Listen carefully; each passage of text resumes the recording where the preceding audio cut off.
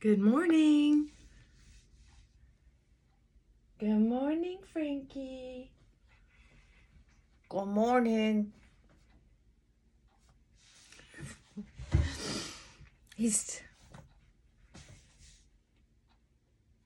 I don't know if he's jealous because I'm paying attention to something else, or if it's like a lot of dogs where they just feel like the camera will steal their soul. There he goes again. Yeah. Well, I'm waiting on my landscaper guy that I have paid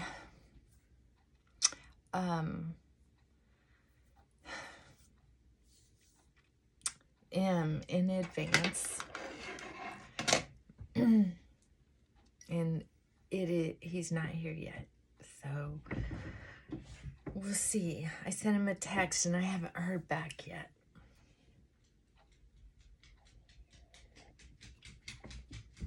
It's easy for me usually to spot someone who's taking up my time that I know is not going to work out, and then I sign up for it anyway. I can usually spot that. But this guy, I trust. And I'm going to stick by it. Something happened. You know, where they say, oh, I thought you were in the hospital. You know, or an old mom or something, grandma. I was worried about you. Why didn't you call? I'm sure it's going to be one of those situations where he's going to call or text or show up and go, oh, my trailer fell off and went off in a ditch. But everybody's okay. And he's going to show me pictures of the horrific mishap that didn't hurt anybody. And we're both going to laugh.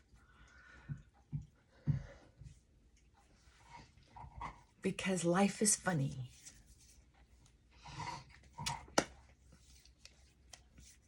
You know, sometimes life is funny.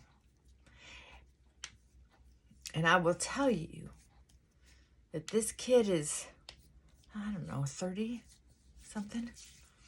And I know he's trustworthy. I know it. I know it, I know it, I know it. So, I'm not just trying to convince myself. I'm trying to convince my husband, who is not.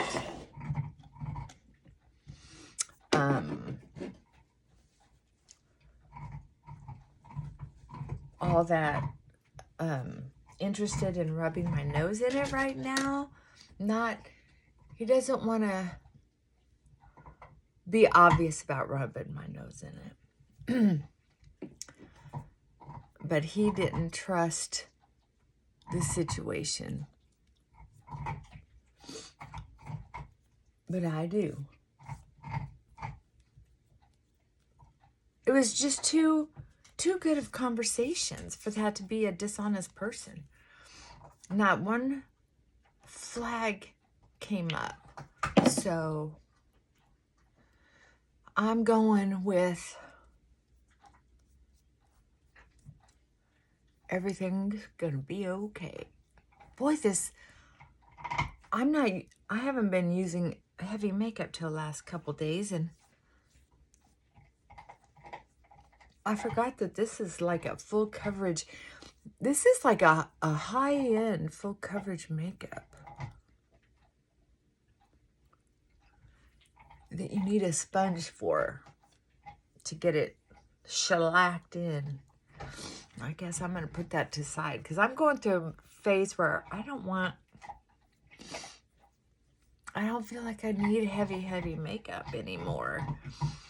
When I first really started doing video full time instead of just one day a week,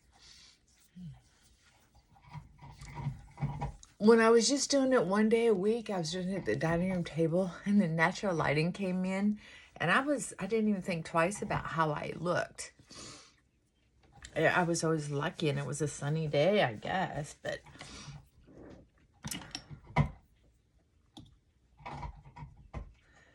in the room that I created to be an office, because working full time, I needed to make sure my husband could be in a mood if he wanted to,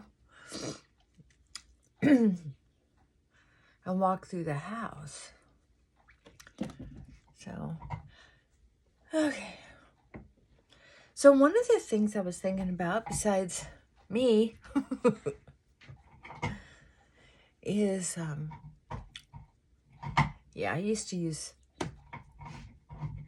more full coverage makeup, but lately it's just been like, who cares? And I thought I was cutting back on my hours, but I noticed yesterday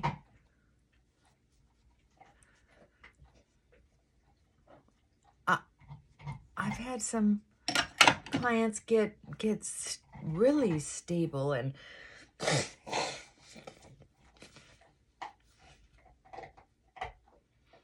solid, and cut back or go ahead and pause more appointments. But I don't seem to be working any less. I've accidentally caught myself saying yes to some new clients, and I'm not quite sure how I let that happen, but I mean, I do. I'm not, anyway,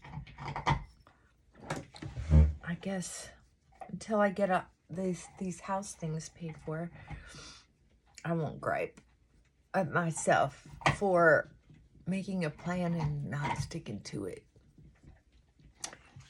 But here's something really interesting that I hadn't really thought a lot about in a way to put it into words until I was working with a client yesterday, and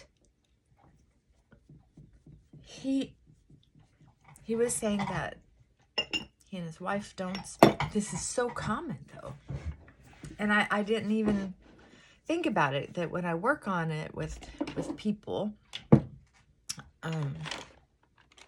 it always turns out very nicely.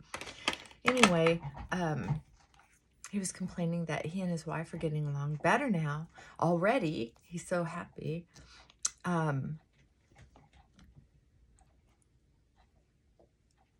By the way, remember, it doesn't take two very often to get help with your marriage. One of you can change the course of your marriage if you're willing to do your homework.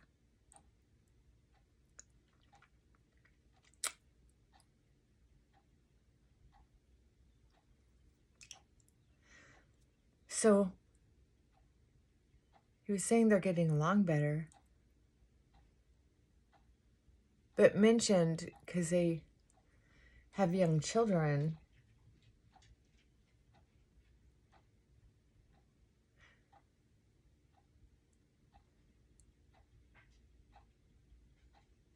they don't really have much hangout time together.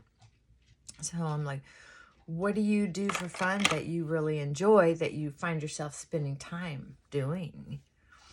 And he's mentioned working out in the garage, working on lawnmowers, working on pieces of household stuff, working on his car, whatever.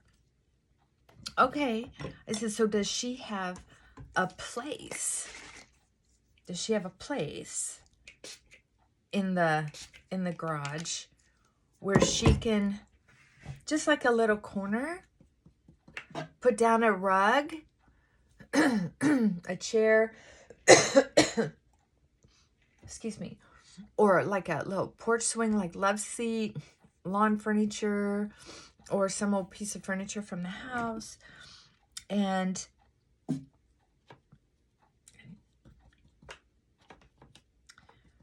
where she could hang out with like the youngest 1 or 2 kids.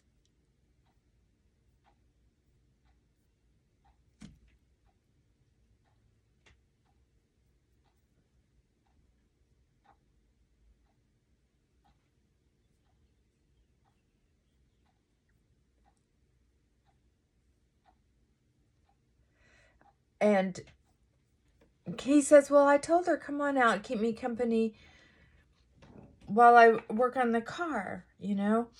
And I've seen lots of couples do that. Well, they'll say, well, you can join me, but there's not enough comfort for that person to feel like they're a part of the situation. They feel like they're sticking out like a sore thumb.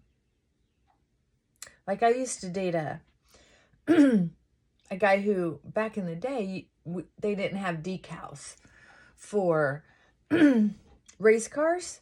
They actually were painted on by hand. And I was dating a painter, a car painter. Well, they were treated like rock stars back in the day. Yeah, they were invited to all the big parties because it was hard to find a freehand painter like that. They weren't using decals at all like that. And I know, that's how old I am. Can you believe it? It's crazy, crazy, crazy. And anyway, so here we are.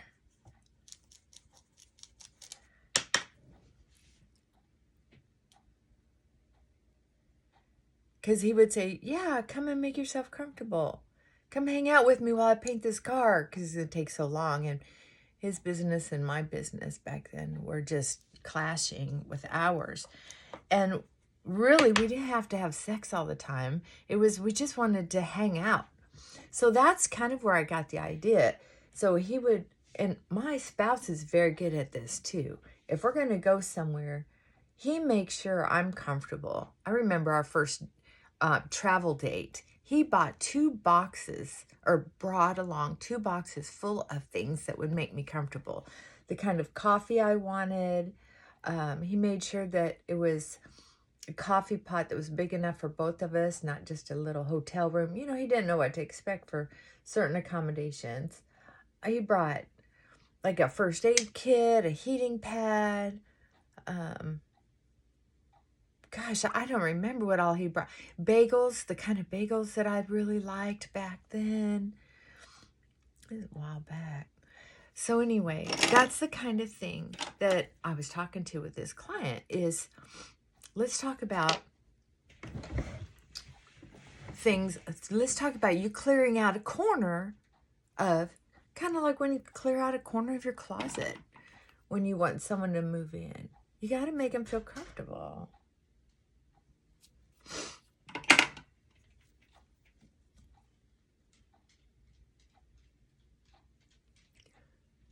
Oh, this eyeliner is good for nothing. What a waste of time and money. Glad it was only $5 at Dollar General.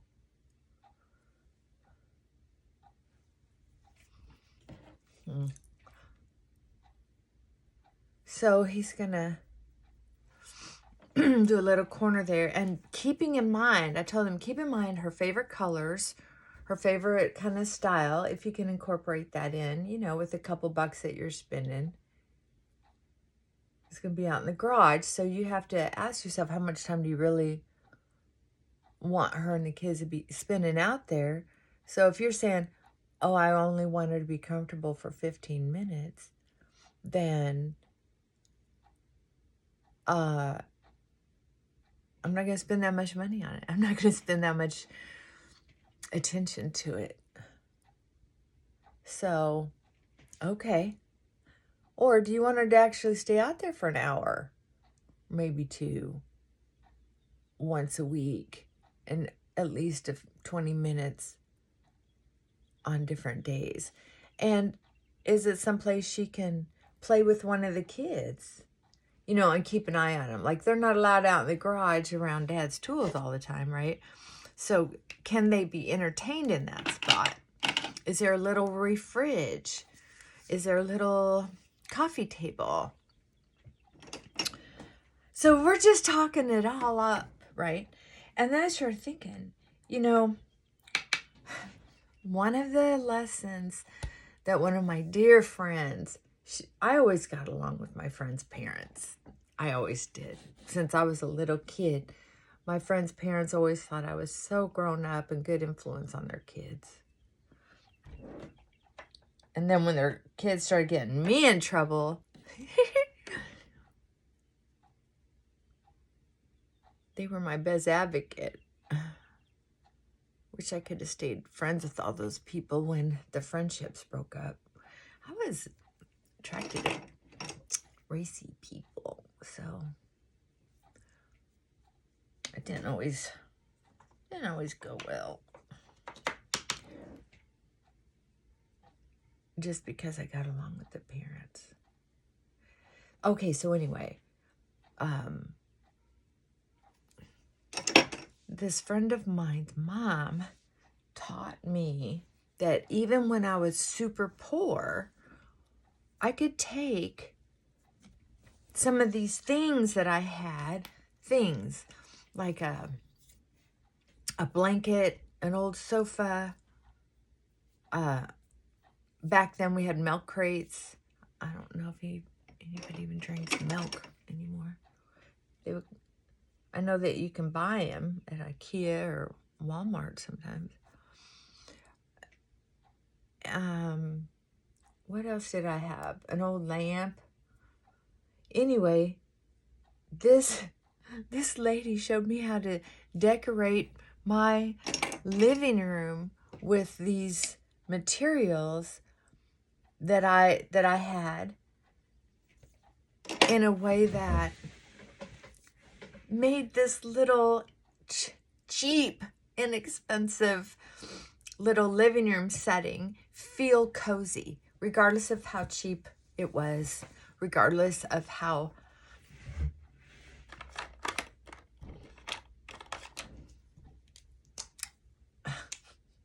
obviously free stuff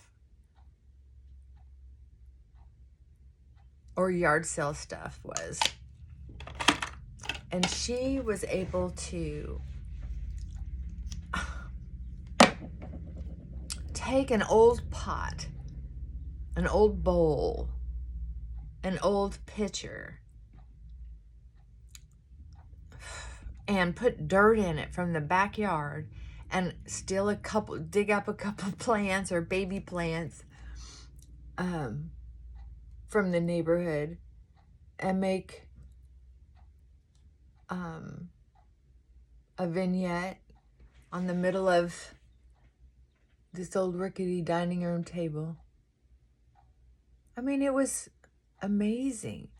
So I was thinking about that yesterday, and I was thinking about how many times we just don't know how to make ourselves comfortable. I had a professor back in the day, and she was very intelligent. She was a good planner. She was a director of one of the programs I was attending, and she had great long-term vision for how to run this program. As a matter of fact, I was impressed, especially after I was in another program later, years later, that her program really was well advanced. And she bragged that it was a master's level programming. And this is before I got my master's degree. On the same subject, addiction studies. And everybody just said, oh, she's just making an excuse. Because she didn't, back then, people didn't get master's degrees for alcohol studies or addiction studies, addiction behavior, unless they were just rich and had nothing better to do. Because there were only a few master's programs for that subject. And it was kind of like, why bother doing that? They're very expensive when you could take it at her program at the associate level, in your neighborhood college. You could have a bachelor's degree and go and take this associate's. But most people back then, you could be a counselor just when I started just hanging shingle. Then it was associates and a bachelor's degree. So to say you had to have a master's degree to be an addictions counselor was just silly. But then things changed. Politics, bureaucracy, and money. Educational system, as far as I'm concerned, ever since I was introduced to it, didn't make sense where all the money was going. I didn't understand how they could be funded by the government, make this much money per student, have such big classes, so few professors, and then have the CEOs and the presidents so filthy rich that they're living in mansions. It's like, how does that make sense? And the cost of college just kept going up and up and up. Okay, anyway, back to what I was talking about. I'm sorry. Some things are easy math. Like, do the math. Follow the money. Right? Okay. So, she taught me that no matter where I was, what I did, I could afford certain basic things that could make my living situation fairly comfortable. I had never really processed that before her. And I thought it was brilliant. So here I am talking about this. And I decided to start looking around my house to see if I was truly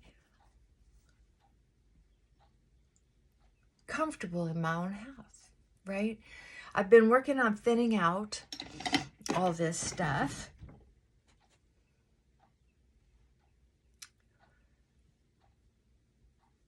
So that I have more closet space, so I'm comfortable when I'm putting things away. You know, I was just getting so tired of jamming things in the closets. I want to be able to just put things in the closets instead of having to tug and jam, push and pull and reorganize every time I got in the closet. It was just exhausting and frustrating, and it didn't feel elegant. It didn't feel luxurious. And here's what she taught me. You can be poor financially, but you don't have to live poor. You can live luxury or glamorously with very little, just in the way you set things up, the way you treat yourself.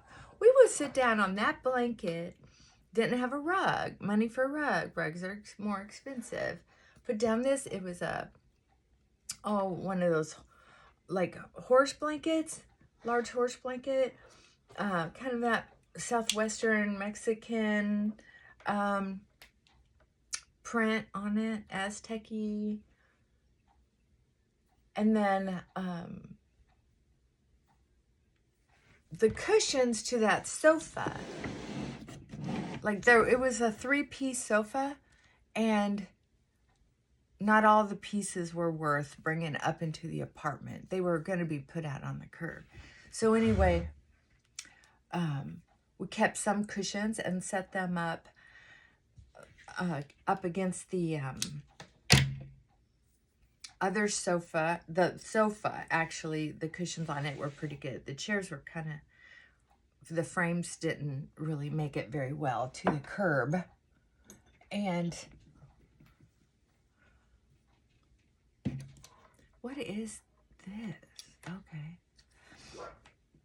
What kind of set? Frankie, come here, baby. What are you doing? Well, it's about 10 o'clock. Oh, Frankie's growling, so maybe my guy's here. Wish me luck. So make yourself feel beautiful, comfortable.